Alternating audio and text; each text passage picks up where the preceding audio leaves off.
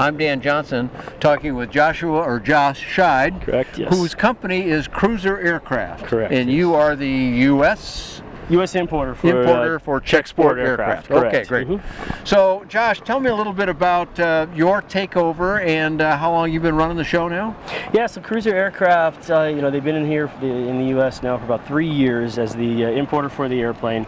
I have been with the company since October of 2017. I'm the sales and marketing manager for Cruiser Aircraft. Okay. And yeah, we're based in Sebastian, Florida. Sebastian, Florida, right down the coastline from me. 30-minute flight. Yep. Very cool. Tell me a little bit more about this particular product now. It's not just a sport cruiser. It's got some letters behind the name. So this is our new LTE model. This airplane here is $142,900. So it is just as much fun to fly as any other sport cruiser out on the market. It is the airframe is the same, I'm presuming. The airframe is exactly the same. It's correct. how you equip it that changes. Exactly correct. So I mean, this airplane does not come with from Czech-Sport with the BRS parachute. It doesn't come with wheel pants. It only comes with one Dynon HDX screen in the instrument panel. It doesn't come with a Garmin 796, things like that in the airplane. It's all pre-wired, so if someone purchases the aircraft and then wants to add it in the future, just as easy giving us a call, get a letter of authorization, and boom, you can now have the second screen. You can have the BRS parachute. So it's just as easy as just giving us a call and then making the purchase, and we can actually put it in for you. What we like about this airplane is a lower price point for an extraordinarily efficient airplane that flight schools absolutely love. So you're kind of targeting flight schools with this product. One, absolutely. What makes it not an LTE? Well, then once we put our brand new leather package upgrade for 2019 in the airplane. You know what? Does a flight school want beautiful portions on leather on the inside? Not really. Well, I've been in the flight school business myself. You can make good money in flight instruction, there's no question about it, but you know, like with any business, you got to watch your capital investments. Absolutely. And you don't go out buying, Bonanzas and Cirruses to put in flight schools for a reason. They just cost too much. They may be worth that money, that's not the point. But a flight school is a business and got to run like a business. Absolutely. So you're offering them a significant cut off the what I'd call the regular deluxe version of the sport cruiser. Absolutely, absolutely. I mean, it's a tool. If you're from a flight school perspective, it is a tool. It's an asset that they're going to use to make money with. So you want to give them the best possible tool for that job, to accomplish that job. So the Swiss Army knife of flight training would be a good comparison. With this aircraft as it sits here now, all private training can be done. Portions of the instrument can be done. We are going to be introducing the Garmin GTN 650 in the airplane. So then you'll be able to do IFR GPS precision approaches. Then the entire instrument can be done, license can be done in this aircraft. It does qualify. All of the airplanes that we order, even this airplane here, will come with the dual access autopilot. So it does qualify as a technologically advanced airplane. What does that mean? Well, it means you can do your commercial single engine in as well. So as a flight school owner, I can see I now have an aircraft that cost half of what a Part 23 airplane cost brand new. Or less than half. Or less, exactly. Yeah, yes, exactly. Or with an operating cost, well, less than half of what those cost as well. And I can do 3 different licenses with this airplane.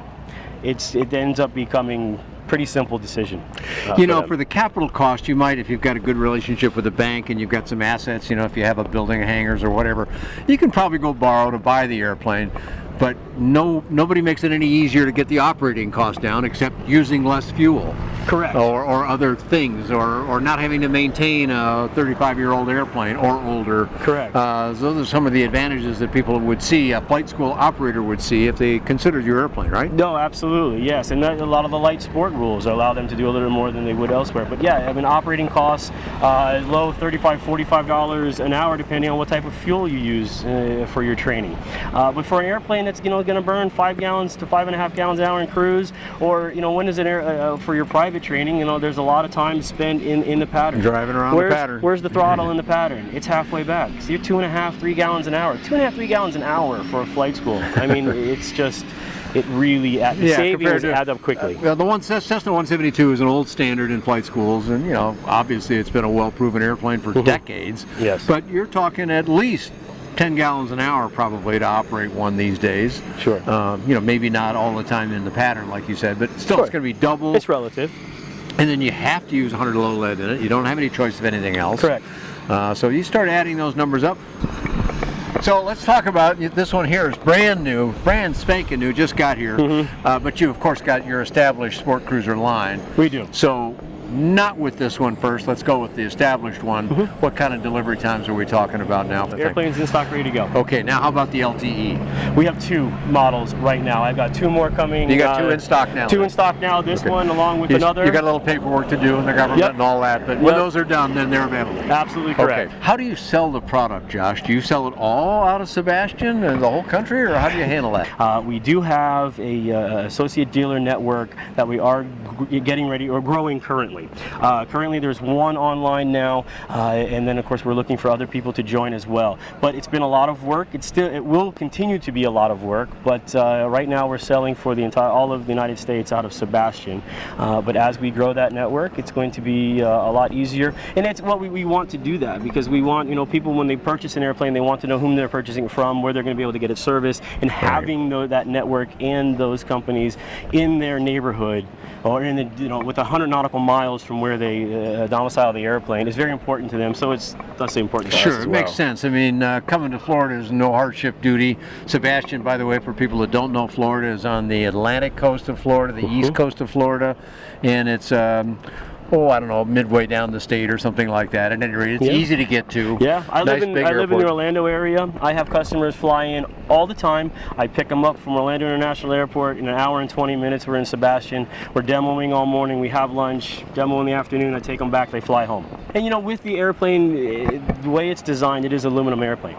There's nothing extraordinarily unique about the way it's constructed. So that would mean that a specialist is responsible for working on the airplane. Pretty much any A&P. Any A&P can work on the airplane. At least on all the metal parts. Exactly correct. The Rotax engine does require a Rotax service person, but the Rotax has a great network established. Yeah, and they've got the training. Lockwood right here on the field does training all the time, as do others. Yep. We have an A&P California Power Systems out on the West Coast does training for Rotax, correct. so pretty easy to get that. And most mechanics I know, they resisted it first because it wasn't something they knew about. Yes. Now there's so many Rotaxes flying on so many aircraft that it's become pretty popular for mechanics to want to add that credential to their list. Absolutely. Okay, absolutely. Great. Josh, anything else you'd want to tell me about that I failed to ask you about cruiser aircraft or sport cruisers? Yeah, just being halfway through January, almost to the end of January here in 2019, 2019 is going to shape up to be a fantastic year. We have, I look forward to introducing the GTN 650 in the sport cruiser at Sun and Fun. And then, of course, at Oshkosh, we've got a nice surprise at Oshkosh, lined up at Oshkosh. That's pretty much all I can say about that at this point. But I really do look forward to. You're just tempting us to come back and interview you again, aren't you? Yes, you'll have a lot to talk about then. I guarantee it. Around since 2006, they helped define the market, and we're going to make sure we put the sport cruiser back at the pinnacle of that. Well, I was just published on my website some numbers about the light sport and sport pilot eligible kit community, and yes, sport cruiser is way up high on the list, no question. And with a new product and with new surprises coming, I'm sure you'll continue to do well, Josh. Okay, Josh, give me a web address where we can send people to find out more about the aircraft or make a purchase or whatever it is they may want to do next. Absolutely. Just like anything else, we have the website, we're cruiseraircraft.com. Okay. And then Facebook / Cruiser Aircraft as well. Okay, we can follow you in those 2 methods real easily. Yep. I've written a lot about Sport Cruiser over the years and all these other gorgeous aircraft out here. You can find all that and more on ByDanJohnson.com. Thanks for talking to Josh Shive and myself here at Sebring.